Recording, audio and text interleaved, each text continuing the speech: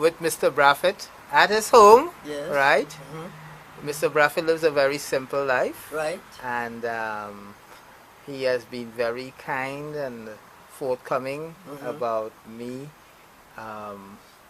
giving you a little video Right. of the life he lives. Quite so. And this would be one part among many, Right. right, of his life. Right. So we are at his home here, Right. right, at Beetham Estates. Yes. This is the front door, Right. right? Mr. Brathwaite there, Mm-hmm. right? And this is his home. Right. Okay. Right.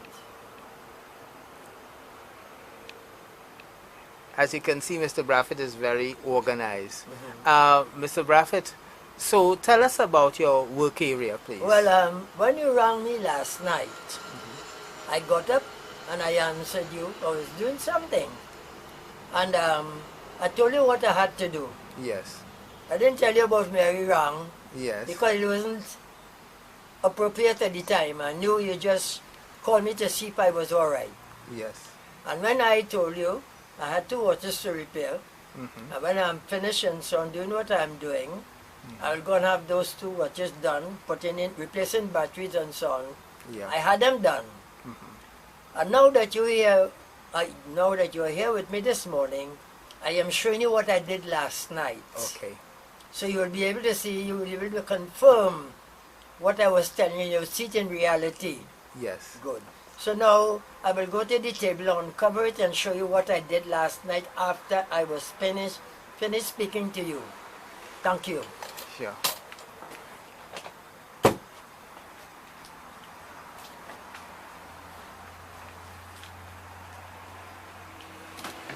This is the table on which I do my watch repairing for many years.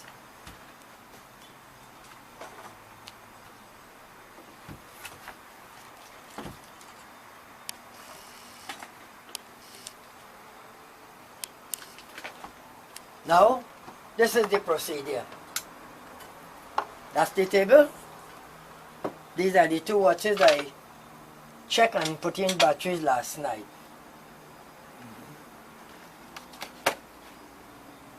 Like when I finish my table, I like to have my table uniform. So, yes now.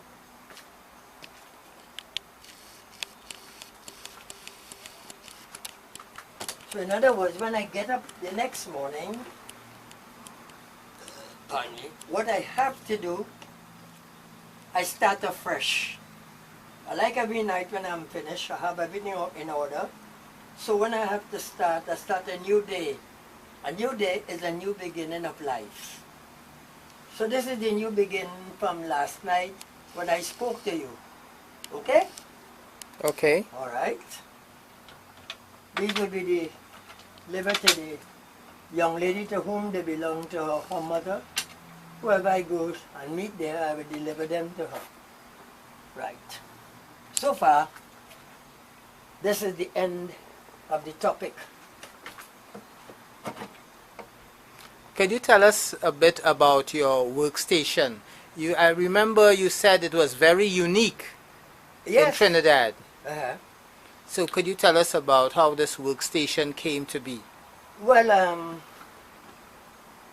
really speaking, from a little boy, I was very talented. When my father left my mother,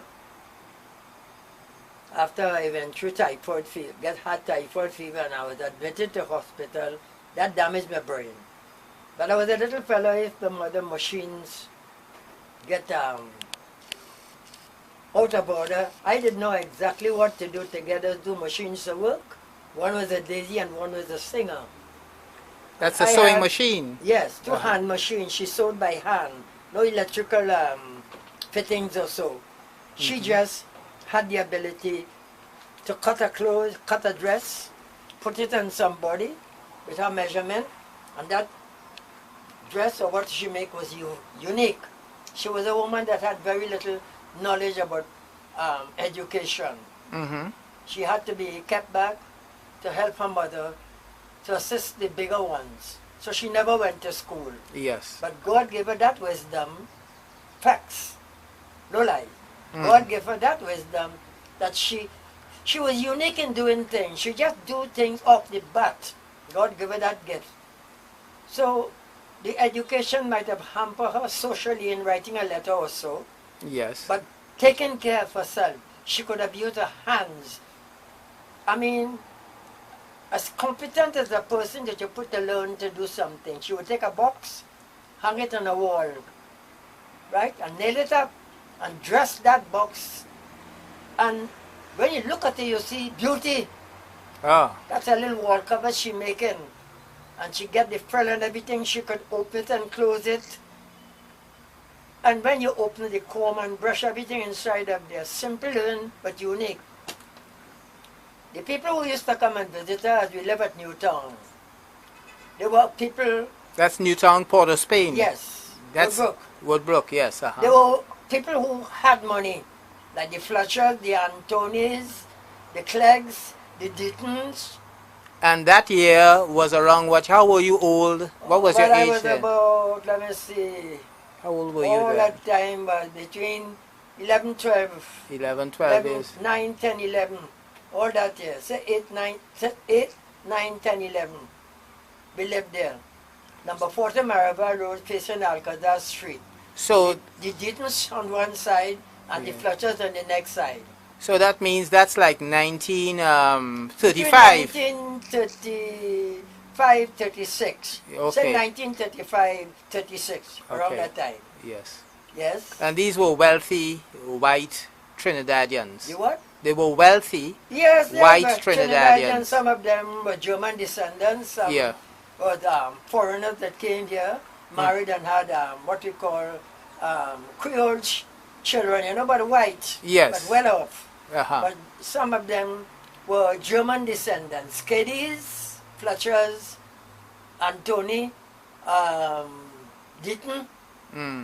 I suppose some of them were English and German people. Yes. That came here and liked the place and reside here.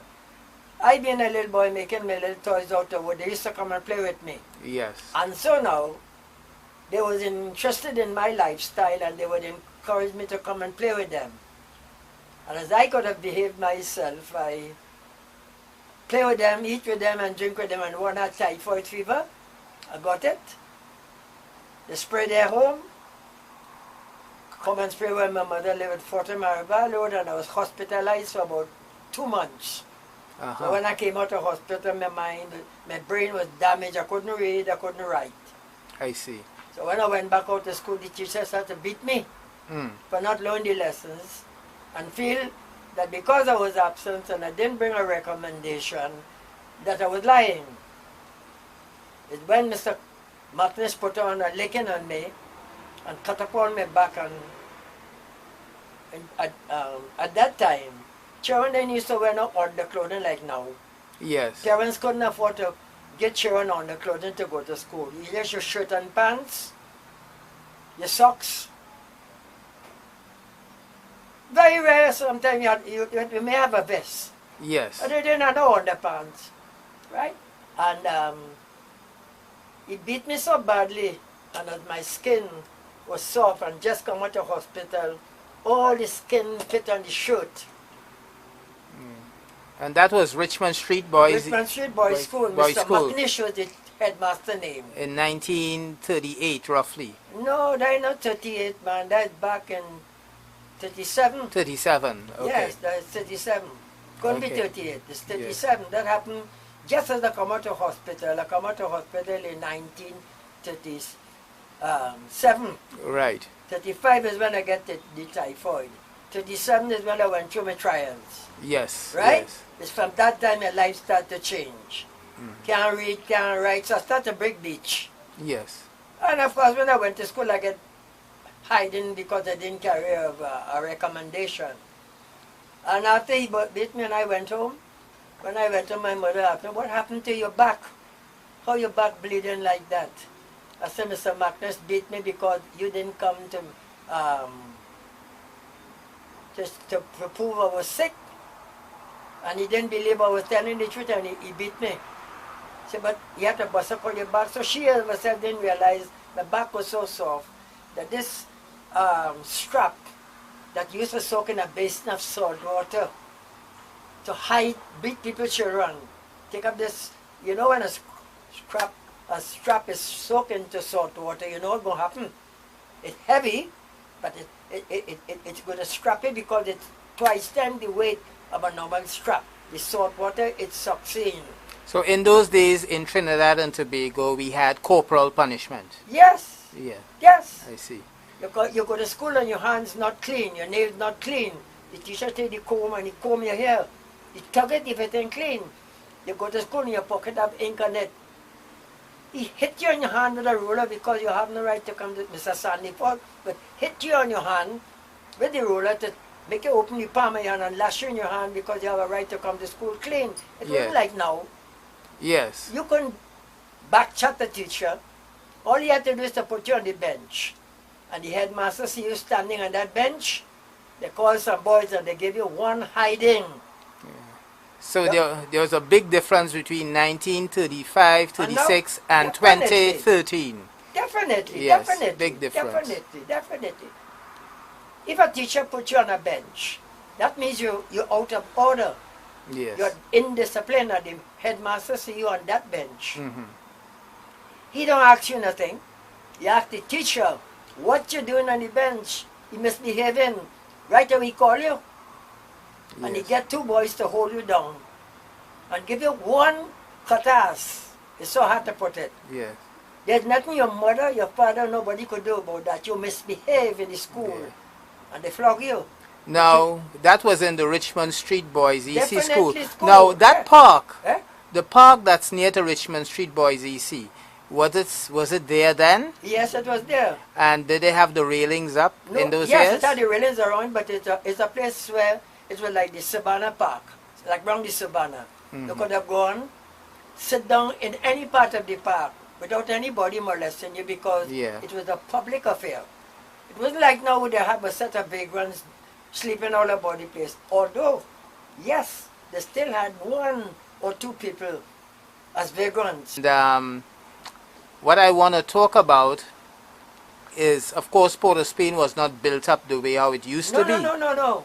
It was in colonialism time. Yes. And your salary was limited. Everybody would get the same thing. In other words, if you're working at Grell, working cold storage, you would get $3 a week. $3 a week? Yes. Okay. If you was working at Neil and Massey as an auto straighten, apprentice straightener, $3 a week. You were working in government service, it was $3 a week. Yes. But then when Williams came back from America and he formed the People's National Movement in the square, in Woodford Square. I was one there when that was formed. He used to lecture from the bandstand. He used to tell you things from the bandstand. Everybody circulated the bandstand. The bandstand was all where he had his selected people some of them was doctors like Patrick Solomon, barrister at law, what's his name, boy? Can't remember the fellow name now. Yes. But they had barrister at law, they had doctors that was interested in his philosophy. Yes. That was there, forming a party. Yeah. And he used to say, he wants man to be educated. We don't want this massa days to continue going on. Which he meant, he didn't want to see black people living under the colonialism. Yes. Where they were limited of the different chances and opportunities to get somewhere. Now, Mr. Brathwaite, what I like to do, I like to break now, and we'll continue with this conversation. So, shortly before breaking, I'm going to show a close-up once again of your workstation. Okay. All right. Your tools. Right. Yes. Right. Carry it up a little bit. Okay. And what do we have below here? Oh, dude, there's the tools and cupboards. More? Yes, more things. Yes. These are brushes and so on for cleaning the watch. Yes. Servicing, they come from Switzerland. My tools come from over here. My tools come, Albert Fadouvo of Switzerland. Yes. So, Mr. Brathwaite, I'd like to thank you for these few moments. Thank you. And we will continue. Precisely. Okay. Thank you.